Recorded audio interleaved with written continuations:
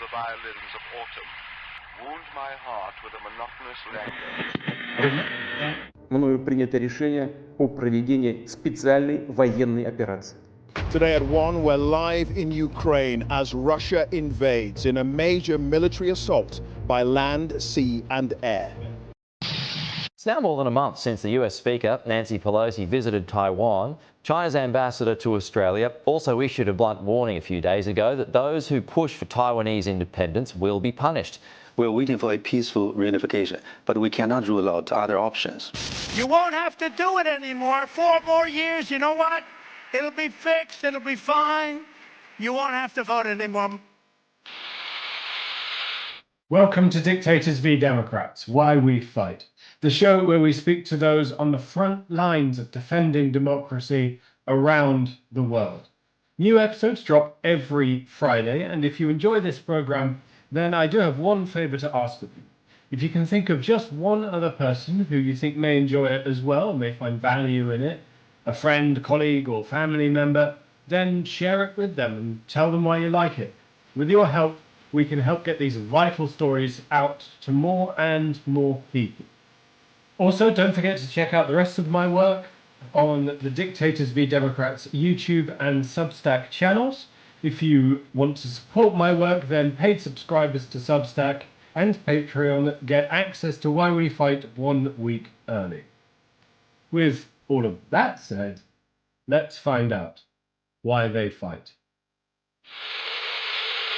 Welcome to this episode of Why We Fight. I'm very pleased to be here with Mr. Phil Ittner, who's an American journalist who's covered conflicts for the last coming over more than 2 decades at this point. It's been around the world and seen this conflict between democracy and authoritarianism from the front lines. Mr. Ittner, thank you very much for joining us. Yeah, it's nice to be here, Theo. Just Phil is fine. Phil, wonderful. On your journalism, you've said that journalism is a vocation, not a job. It's not something you really have the choice to do if you have that bug in you. What was your path into the field? Well, yeah, it is a vocation. It's more than just clicking in, and clicking out and immediate time clock. It's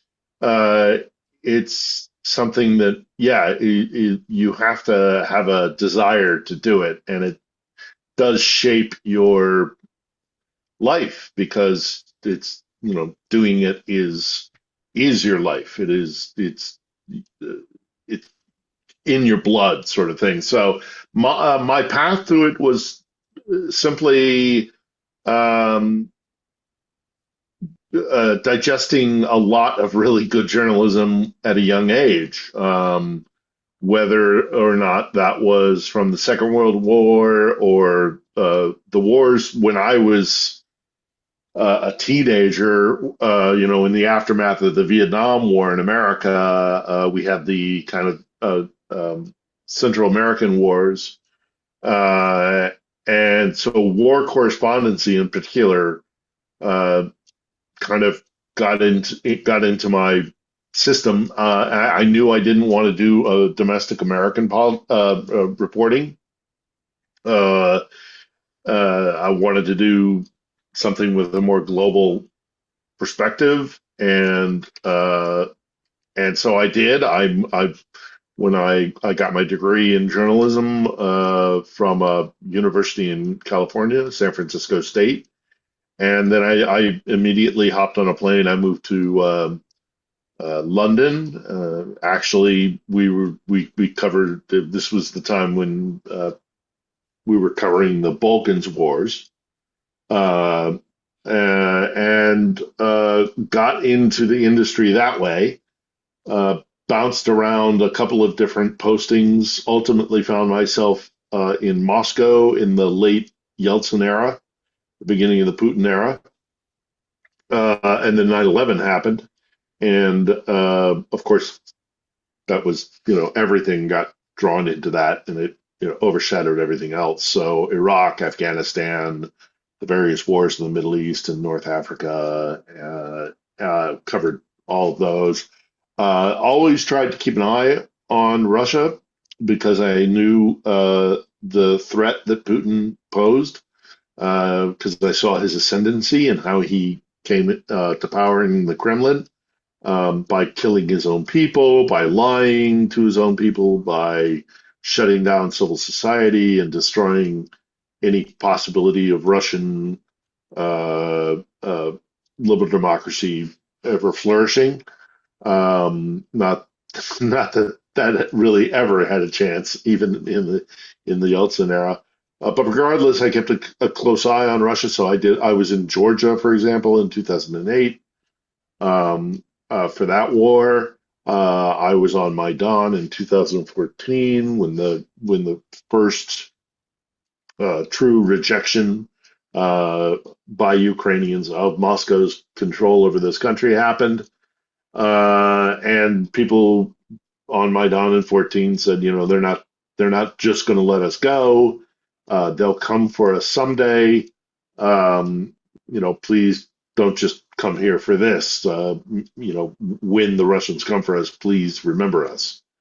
Which was a foolish promise to make, but I nevertheless did it. And so in 2022, in February 2022, when the full-scale invasion happened, I was in the United States, and I made the promise. So I hopped on a plane and moved here and started reporting independently, and then subsequently decided to go all in and created a studio here where we do a weekly interview, broadcast style interview with Ukrainians or people who have a particularly unique insight into this conflict and the conflict beyond between Moscow and the West, which is, as you say, it is a larger conflict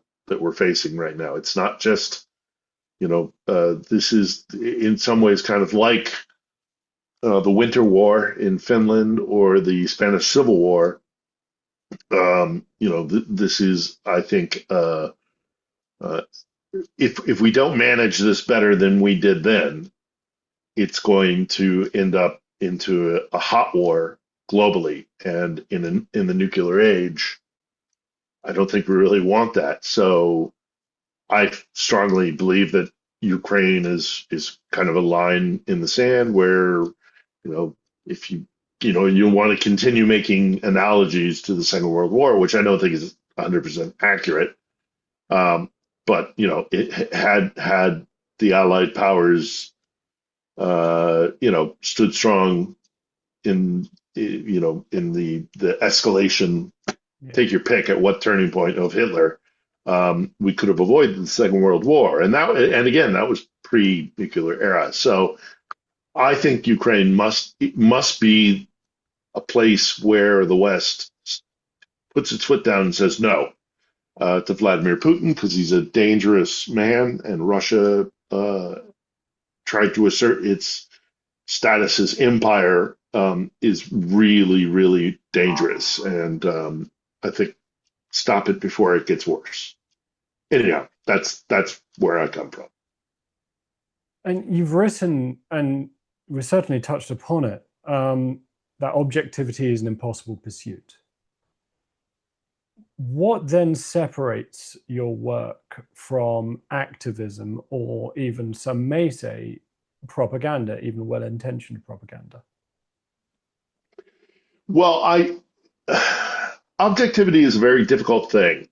And as a journalist, during my career as a employed journalist within the press corps, I always, probably one of the reasons why I had difficulty in my career is I always argued with editors or what have you, because I was on the ground. I was the one witnessing things. And so when they would say to me, oh, this came across the wires or this information came out and it's contrary to what you saw, then I would. It's a very, very tricky thing to do. It's what's often referred to as the Rashomon effect. Akira Kurosawa's seminal work is now it's a term used within journalism school, in that objectivity is impossible, but that is the effort to move as close to objectivity as possible is the point. You're never going to get there because you're a human being. You are the job of a journalist is to relay as close to objectivity as possible, with the understanding that that's impossible. Because first and foremost, the journalist is a human being who is going to have subjective interaction with whatever subject he's covering. So that he or she is going to have that perspective. And then, are you familiar with the Rashomon effect?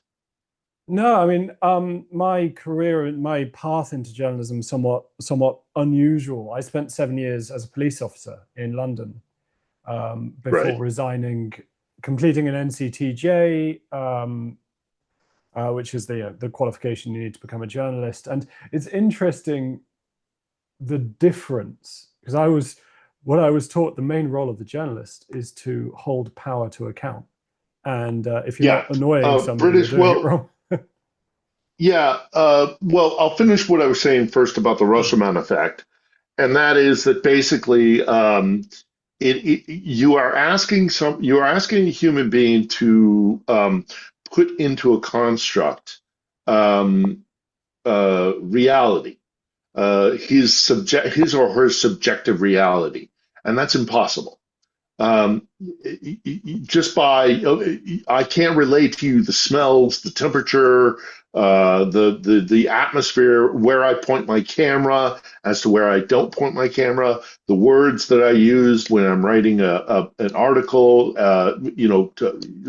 One man's terrorist is another man's freedom fighter. This kind of thing is the use of every device that you have, whether it is in print, radio, online, video, whatever it is. You are always going to be influencing and you cannot presume what the receiver of the information that you're putting out is also going to receive it. So that's subjective as well. So pure objective, like this is the way it is impossible to do because we're humans. And we're working with devices that further limit the way we can relay that information. So that always has to be kept in mind, the Rashomon effect. And it's interesting that you talk about British journalism, American journalism. There's a slight difference in the way that journalism is taught in the United States and the way it's taught in Britain. And I'm a British citizen as well. I'm a Londoner of 2 decades, and Fleet Street is different than what is taught in journalism schools or going through the process of corporate journalism in the United States. They're two very different kind of things. Fleet Street is very much about speaking truth to power and a righteousness, and I think it probably has something to do with the British class system, but it's let's not let these pricks get away with things, and we're gonna lift over the rock and find all the corruption and everything that exists in British society, and it's a much more aggressive, let's get those bastards. The truth is hidden from us, and we have to find it and seek it out wherever it is. And that's and not to say that doesn't exist in American journalism as well, but it's slightly different in that there's a longstanding tradition of again the difficult word of objectivity, of kind of being the first writers of history. The responsibility is not to pursue truth to power and kind of upsetting the bastards that kind of do bad things, and we should catch them at it and expose it, which is kind of the attitude. And I've worked for British broadcaster. I was a foreign editor for Sky News for many years. And it's just, and also I just know lots of British journalists, and it's a very different kind of attitude. Not always, but there is this school of journalism in the United States, and I think it also exists in Britain, but to a minority, is that it isn't about, we're not hunting down anybody. We're just recording, holding a mirror up and recording as best we can, as objectively as we can, what is happening, good, bad, in between, everything. Just, you're the first draft of history.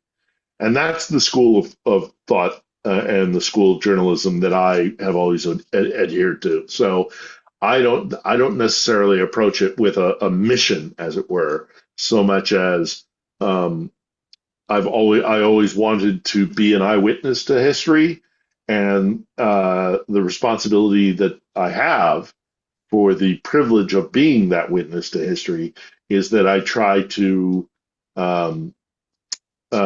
do it as, record things as clearly and as objectively as possible, with the understanding, again, that objectivity is impossible, but always with the aspiration of getting to that place where it's like, I'm going to try and just tell you what's happening here as best I can, with the constraints that I have, firstly being a human, with my own biases and, what we used to call noise, but also with the restrictions of whatever platform I'm using. So I think a lot of people take journalism as, especially in the modern era, of I am looking through a window at the truth beyond the window, when in fact, because of the foibles of both being a human, a journalist, but also with the restrictions of whatever way I'm trying to convey the information to you,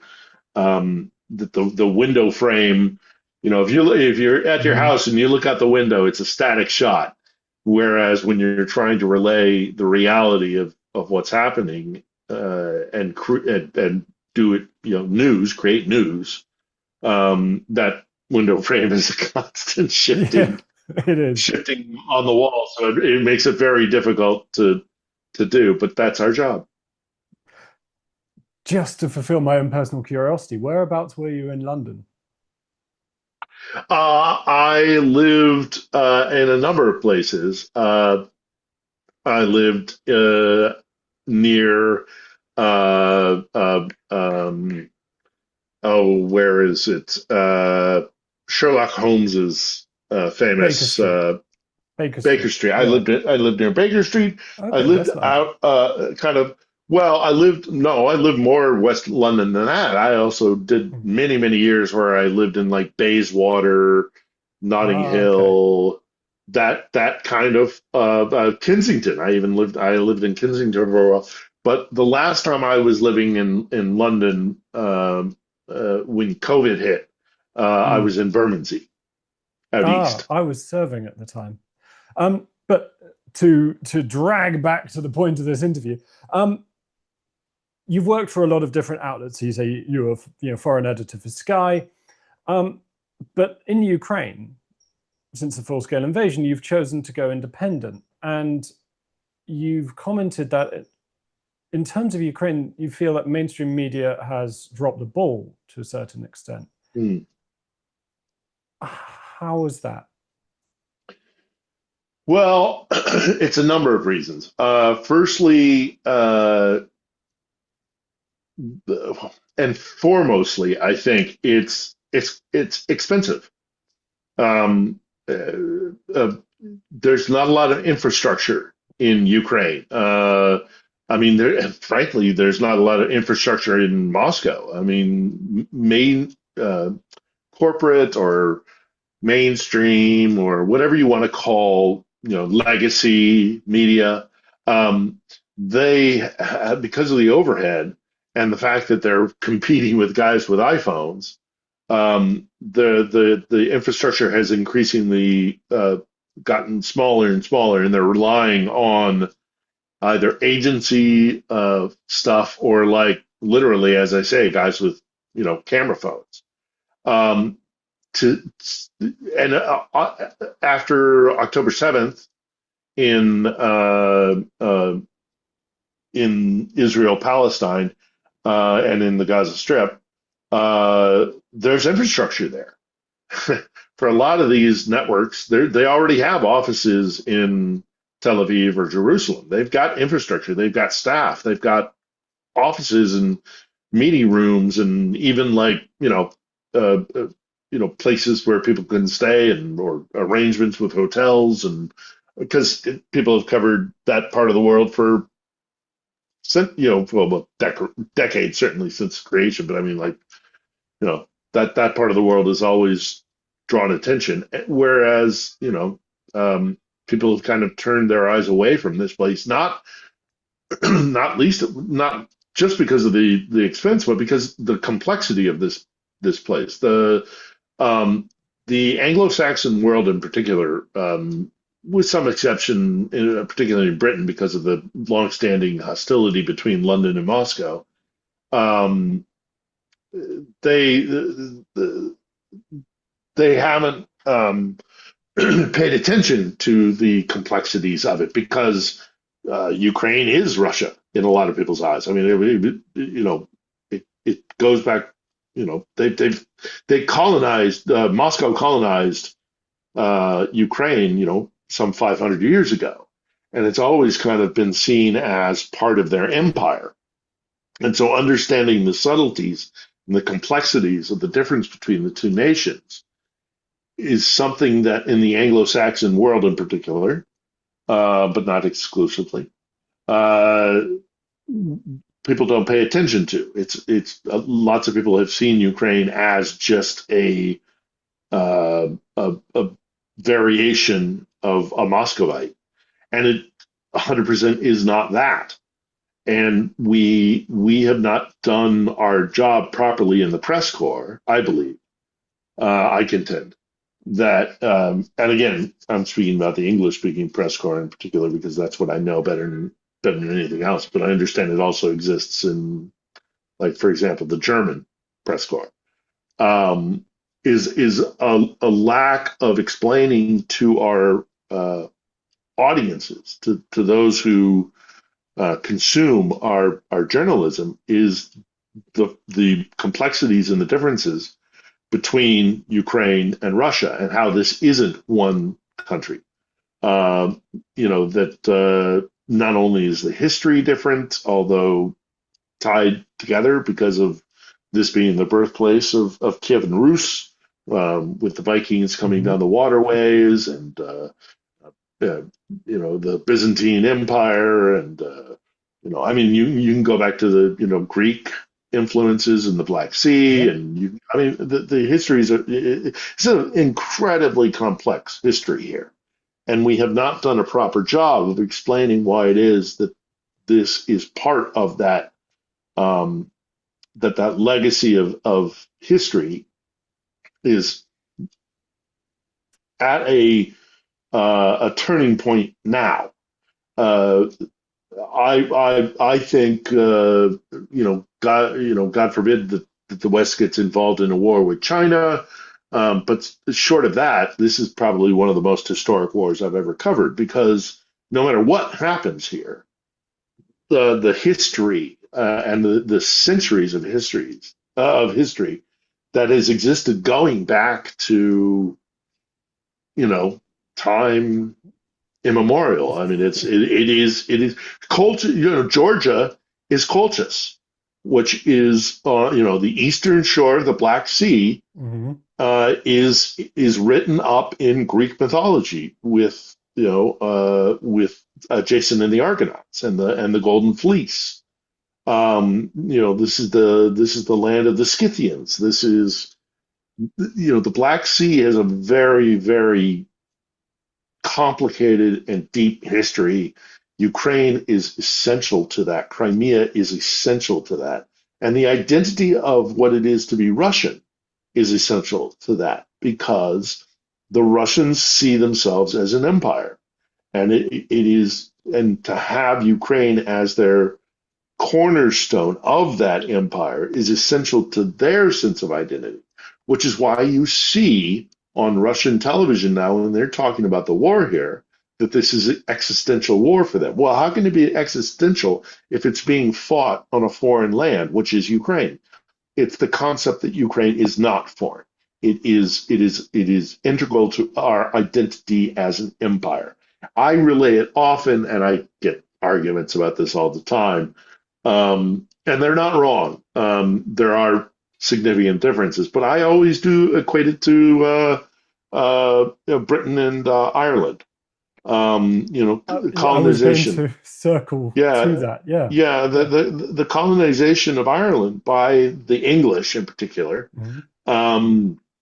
is very similar to what the Muscovites are doing in Ukraine. It's even population control and using food and famine and the identity of self. Being a proud British citizen myself, even though my accent is distinctly American, and I was born and raised in America, and I'm far more culturally American than I am British, but I'm also a proud Brit. And I spent so much time in the UK that I do see that English sense of imperialism that exists even today, and wrapped up in the class system and all the rest of it. Yeah. But this losing India, losing Ireland in particular, for the British identity as empire, I know still has lasting effects, even though it's a century or half a century in the past. There's still a sense of empire and colonization, and you walk down Grafton Street in Dublin, or go to Derry, not Londonderry, but Derry, and those wounds are still very, very real, right? And they still exist on both sides of the equation. So it's about empire. And the Russians are going to have a very difficult, it's already happened. Just like Ireland left the UK. Yeah. It's done. It's a done thing. It's a shift in the mindset. The Irish would never, as I say, walk down Grafton Street in Dublin. They will never. If you were to, say "God save the King," it would not be perceived well. Fuck off. Yeah. No, that wouldn't go down. So well. it's a long process, both of the colonizer and the colonized, to work out the trauma and where things lie and the relationship. And it's even more complicated here in that this is the origin story. This is, Kyiv is the birthplace of the Rus. So I've also said, when people have often in my coverage of this war, people have said to me, aren't you ever afraid that they're going to nuke Kyiv or something like that? And the problem is, Vladimir Putin can't destroy Kyiv. He has to occupy it because it's part of their identity. So, I am sat not 20 kilometers, 15 kilometers away from the Pechar Lavra, which is, where all of the Russian Orthodox or Eastern Orthodox saints are interred. They're buried there. I am, a stone's throw away from where Volodymyr the Great adopted Christianity as the Slavic,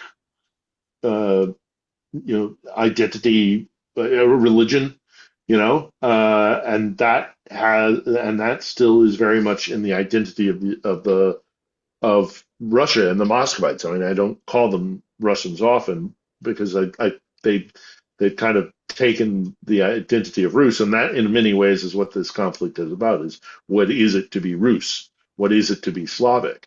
And Moscow wants to be the one that determines what that is and tells all Slavic nations, not just Ukraine, but fundamentally Ukraine, what it is to be Slavic, what it is to be Orthodox, what it is to be all these things. So, one last quick point on that is also, I was around in Moscow for the first Chechen war, and the Chechen leader, Joker Dudayev, who was the first president of an independent Ishkeria, not Chechnya, but Ishkeria, famously in I want to say 1994 or 1996.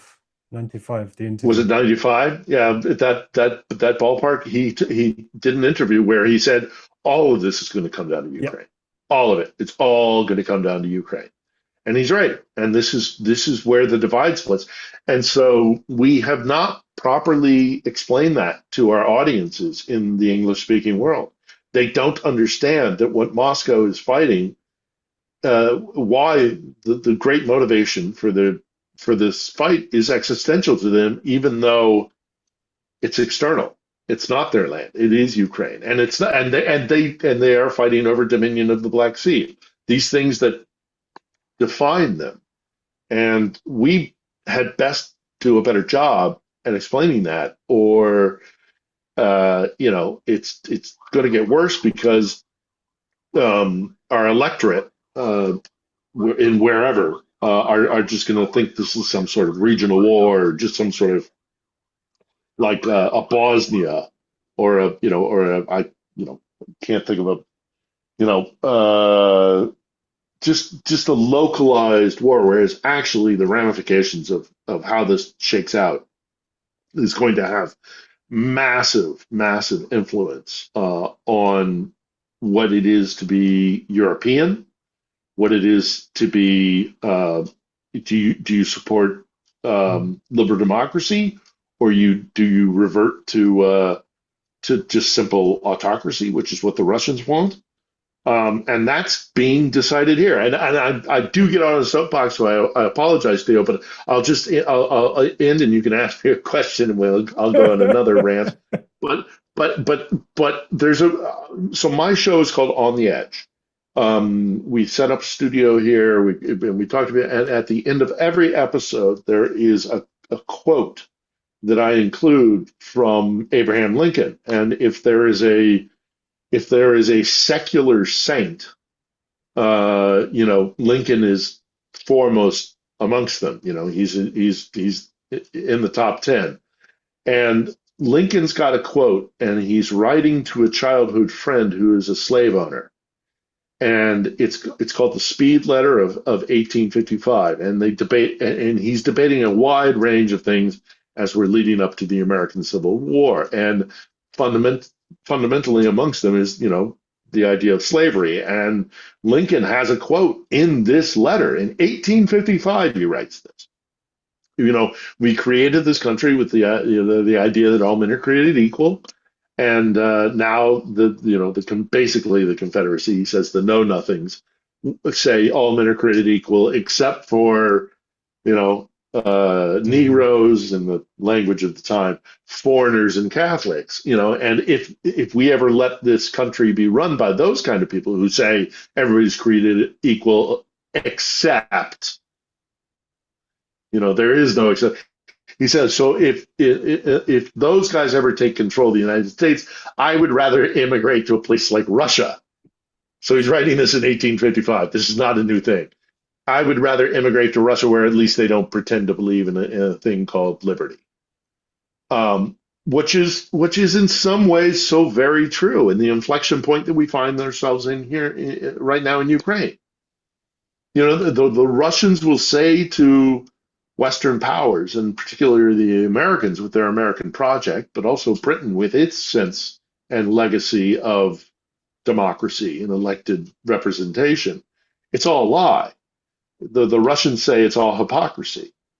The Russians say, you guys tell us how to live with this sense of the rule of law, democracy, and all these liberal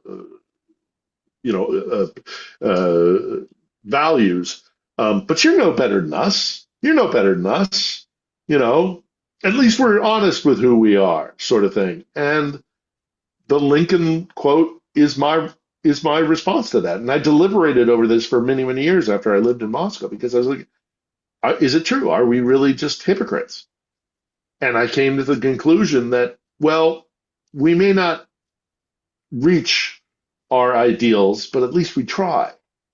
And then when you see Ukrainians on the front lines, and when you have Ukrainians living under constant air raid sirens and bombings, and yet they still stand for the idea of, no, I don't want to live under a czar.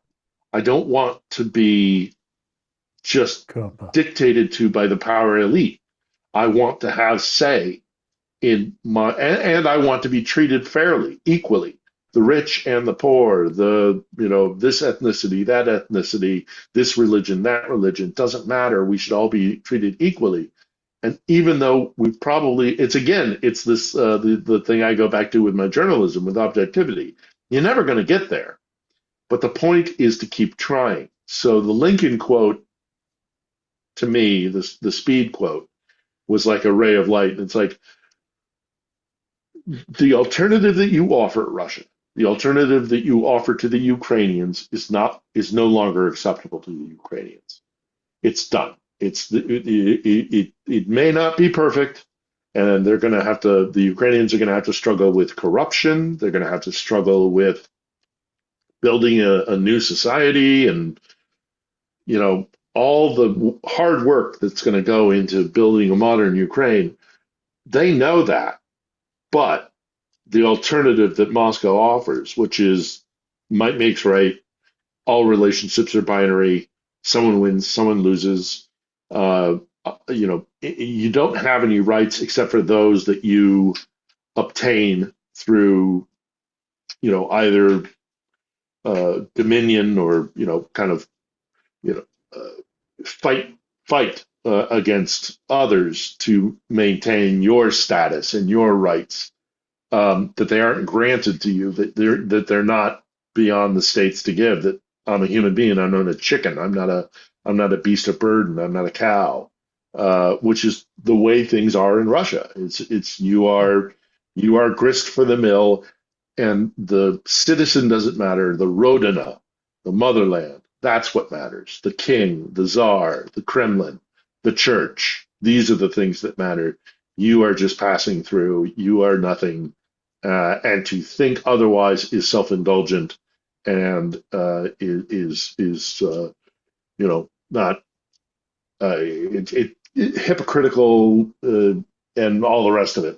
All the criticisms they bear against us. So I came down on one side of the wall, and I made a decision, and my decision is that I would rather at least try to be better and live under a dysfunctional Western world than give myself, or to let Russia become the dominant autocratic power that we're all just passing through. It's the state, it's the ruling elite, it's the whatever you want to call it, that matters, and that's not how I want to live my life.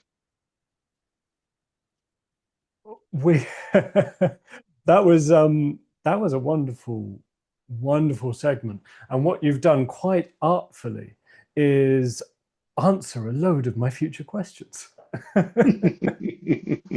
Sorry about that. No, it's brilliant. If hypothetically the Russian democratic experiment succeeds. Yeltsin never shells the Duma. He doesn't engage in this disastrous, masochistic war in Chechnya. Does the imperial mindset continue if Maidan were to go ahead? Yeah, like if Yeltsin had been more like Washington and actually had a peaceful transfer of power, what would Russia look like now? I don't know. Russia's imperial past goes way back. A lot of these cultural things that I talk about are deeply ingrained. I mean, I've said to friends, and I've made this point repeatedly. There's so many things that are common between America and Russia.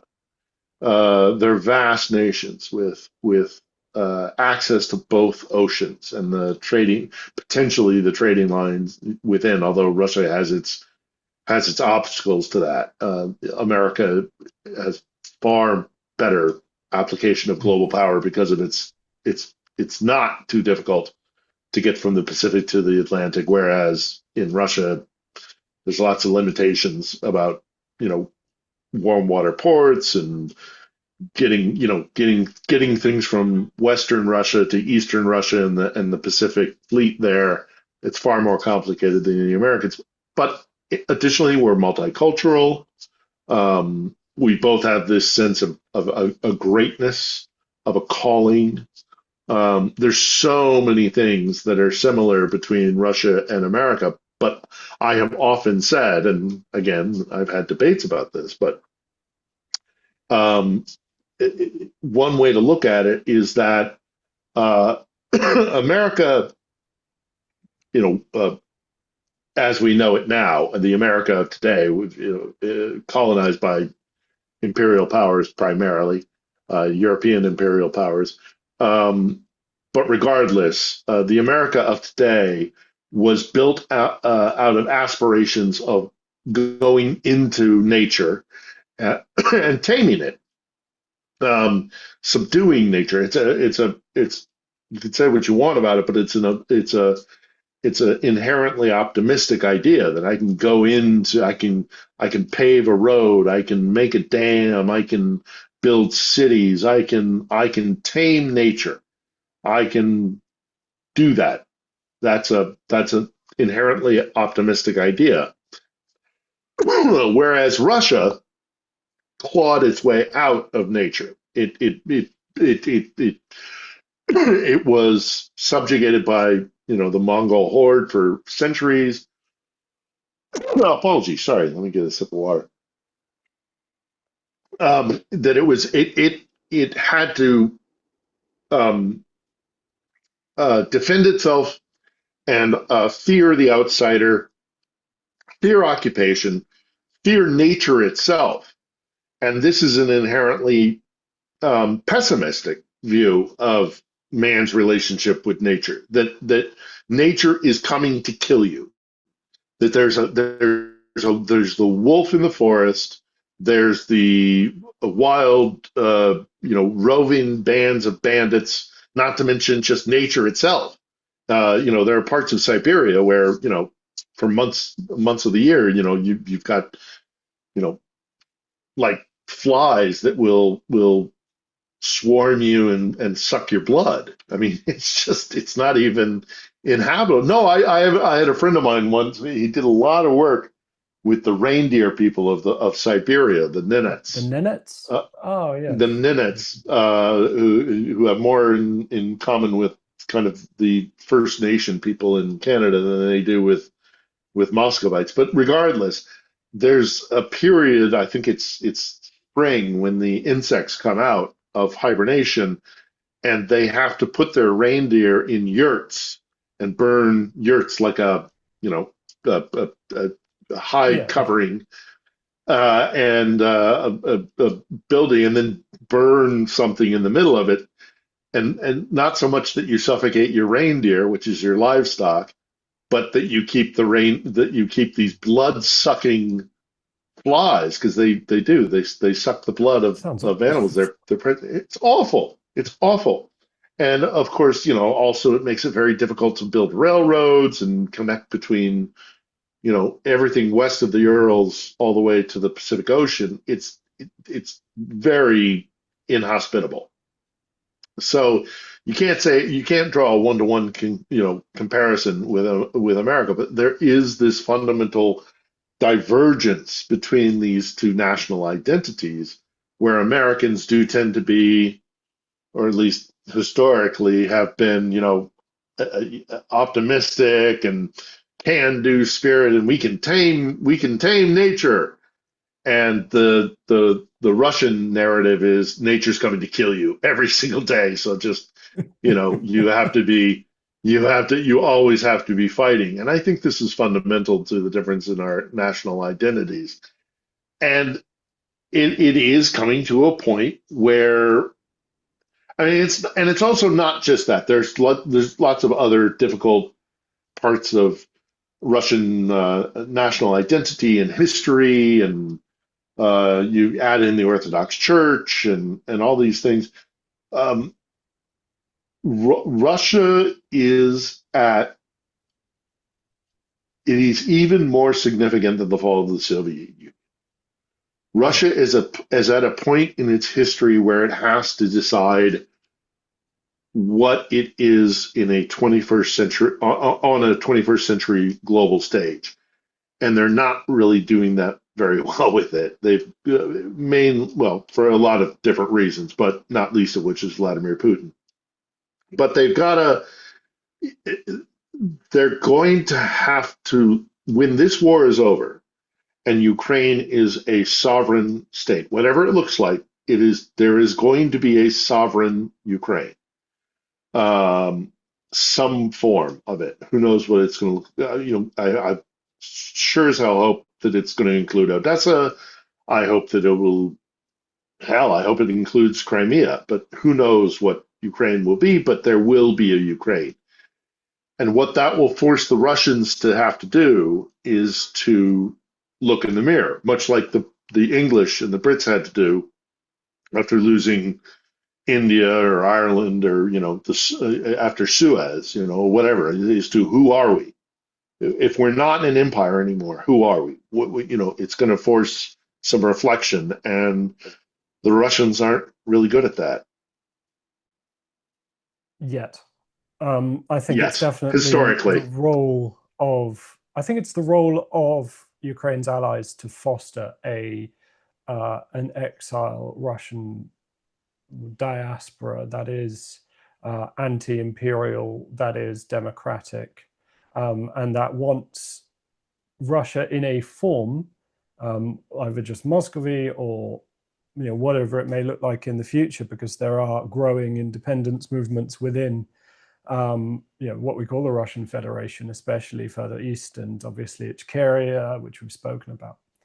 Dagestanis, the Ossetians. Yeah. I want to get onto your concepts of democracy and your values, and you've spoken about why. And that's very much the difference in this, drawing back to one of my guiding lights, Edith Stein, the difference in Leib and Körper, the two types of human body, the Leib, the one that loves and lives, etc., the Körper, the object, and dictatorship focuses on the latter and only really values the latter. But when I say the words democracy and freedom, individually, what images do they conjure in your mind, and what's the value of them? Why are they worth doing what you do? Well, I mean, that's there's a lot to unpack with that, especially as an American. But all the major Western liberal democracies have this, kind of this whether it's fraternity, égalité, liberté, or whether it's the British sense of, and the legacy of the Magna Carta, this development of empowering the individual, that the individual has rights against the ruling aristocracy, the power, whatever the power may be, that the individual has worth within the larger, identity and community or society. And I say that not only as an American who, was raised on the idea. I mean, it's fun. It has been, although it's under threat now. The American ideal of, we're all born with certain inalienable rights granted to us by our Creator, life, liberty, and the pursuit of happiness. That you have rights. You are, as I say, you are in contrast to, say, Russia, which you asked me what I believe in when it comes to liberty and freedom. In many ways, I believe in those ideals, and I define those ideals by the contrary, because I've lived in countries where those don't exist. And it's not just Russia. It's actually, I've traveled through lots of countries and been in lots of countries where these ideals are not, part of the fundamental functioning of society. That the ruling elite, that the state, that the nation, the culture, the identity is bigger than you, and so always remember that you are subject to them. That you are contributor to the greatness of what it is to be, whatever. Take your pick. In an autocratic system, in a system where the power elite rule. That it's not about you; it's about the state, and passing it along to the next generation and respecting the prior generations. That you are part of a system that is bigger than any one individual, and that how dare you be so self-indulgent as to think that I should have any right or control over it. It's the power elite, it's the state, it's the legacy of your nation, it's blood and soil. And I am coming from an American tradition, which is currently under threat, obviously. And we've seen it in other liberal democracies. I mean, look at Germany. I mean, Germany had a functioning democracy, and has returned to a functioning democracy, And is yet again under threat. Yeah, which is yet again under threat, which is, and all, it's the pushback against that very basic animalistic thing that's built on fear, it's built on power, that's built on the idea of the individual being, subordinate to whatever it is, whatever nation identity, national identity, all the rest of it. And I see that here on the ground, and it's a very powerful thing to watch it in real time. Having Ukrainians say, no, we want to live in a Ukraine where each Ukrainian has his rights, his or her rights. And it's palpable, and people are fighting and dying for it right now all around me. And so it's a really powerful reminder of that thing in each and every one of us. As a collective, we kind of may tend to want the center of power to be very clear, and so we can orbit around it, and it's safe, and it's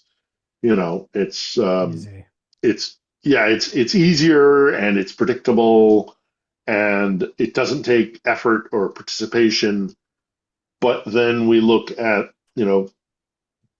what, say, the American project was about, or these other liberal democracies, is that, yeah, it might be messier, it might be more difficult, it might involve, a lot of ugly stuff. It's rife for corruption. It's selfishness is always going to you if you empower your representatives, there's a very good chance that they're going to abuse that power. But it is, again, that sounds like a broken record. I keep going back to that speed letter. At least we try. That's the point. You have to keep trying. It's a participatory thing, and it's constant gardening. You have to always be pulling the weeds out constantly, and it's a pain in the backside. But it's better, I think, than the alternative. The alternative being what the Russians represent and what the Russian system is, where if you don't have power, then the best you can hope for is that you're going to have a dacha and you're going to have, a good supply of vodka and food and a family, and let hope for the best, but you're at the will and the whim of powers that are greater than you, and the idea that those powers are greater than you inherently. And I'm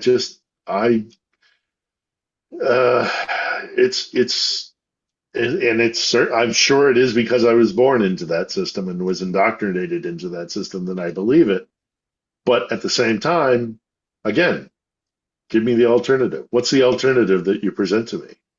And I don't want that. I don't want that alternative. The alternative the autocratic systems present. Yeah, it would be easier. Maybe I wouldn't have to, feel a sense of responsibility of participation in my own democracy. But, the alternative of just subjugation is not appealing to me. So, and again, maybe that's because I was born in a liberal democracy, and so I'm biased to it. The most tricky thing about dealing with the Russians and arguing with the Russians is that they may not be wrong. It's choice. You're making a choice. Do you want to participate in how you're governed, or do you just want to accept being ruled? And if you want to live in a system where you're just ruled, then if you want more than what you're born with, your lot in life, then rob, steal, beg, or borrow. It's brutal, but it's you're in that kind of system, sticking your head up above the parapet, believing that you are more than just chattel, is dangerous. Whereas in the Western world, as messy and difficult and faulty as it is, we are all kind of imbued and told with the idea that you aren't just there to serve the state, that you have rights, that you have a say in your own destiny and what happens to you. And that might be foolish. That might be that might be a lie, But again, I choose to at least try and make it better and not just lay down and take it. I choose to believe that it's not a lie. And I look at the fruits of either system in terms of, I think, the only objective moral metric, which is unlooked for and unnecessary pain. And I think that where, democracies don't succeed all the time, but the speed letter, they try. One final question. Do you have a message to send to those who would promote the authoritarian, the autocratic systems, especially the dictators themselves? it always ends up in more suffering. It's you may be able to have long periods of stability and uniformity of thought through whatever coercion, whether it's carrot or stick. But without active participation of your citizenry, it's always going to fail, because eventually you're always going to have an autocrat that abuses his power, or another power broker within your system who will want to seize power by force of arms, or whatever other coercion they can bring to bear. Democracies, on the other hand, liberal democracies, on the other hand, are hard and difficult, and the pain is constant, and it is constant work, and it requires an active, involved citizenry, which is why I think journalism is so important. But at the end of the day, even though it's sloppier and more difficult and requires more of your citizens than, just laying down and taking it in an autocracy, it's still better because you have discourse, you have protections for the individual, and for the individual to live the way they want, and for all individuals, no matter where they come from or whatever their beliefs or their ethnicities or color, or whatever it is, that they have certain protections. That to me, as difficult as it is, allows for cooperation. It allows for peaceful coexistence that is in the long term better and more sustainable, and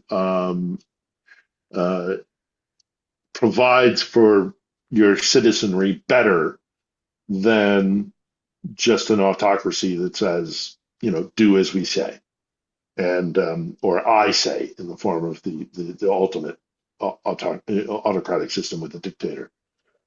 And I've seen it. I've seen societies that live under dictatorships, and eventually it leads to a cyclical history of violence, suppression,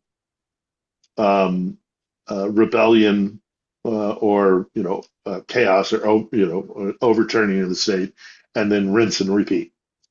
And all the while, your citizenry doesn't have any say in its own future, or in its own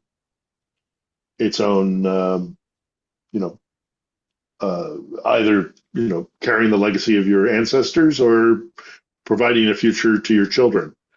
And given that choice, I think it's better to empower your citizenry. Moscow disagrees with me. Kyiv doesn't. Phil, thank you very much. Where can people find On the Edge and the rest of your work? Mostly it's on my YouTube channel now. We're constantly trying to get an audio version, but for right now it's just on YouTube and my personal webpage, which is just Philip Ittner, PhilipIttner. Best on YouTube, I think, though. Thank you very much indeed for joining me. It's been really fascinating. You have a wonderful ability to preempt my questions and answer them. maybe it's because I've been on the other side of this equation as well. Yeah, so. I think so. So. Well, it's been a pleasure talking to you as well, Theo. Thank you for having me on. Ladies and gentlemen, this has been Dictators v Democrats, Why We Fight. Thank you very much indeed for watching, and always remember, democracy is non-negotiable. Thank you. That's it for this episode of Dictators v Democrats, Why We Fight. What struck you most about their story? What surprised you? What did you disagree with? Feel free to let us know in the comments below and we can have a conversation. But if you enjoyed this work, if you made it to the end, then well, I hope that you did. Please do like, share and subscribe. With your help, we can grow this channel and we can get these voices out to more and more people. If you want to support my kind of work financially, then paid subscribers to Patreon or Substack get these episodes 1 week early. Again, that's on all podcast networks and on this YouTube channel. Thank you very much indeed for watching, and always remember, democracy is non-negotiable. Goodbye.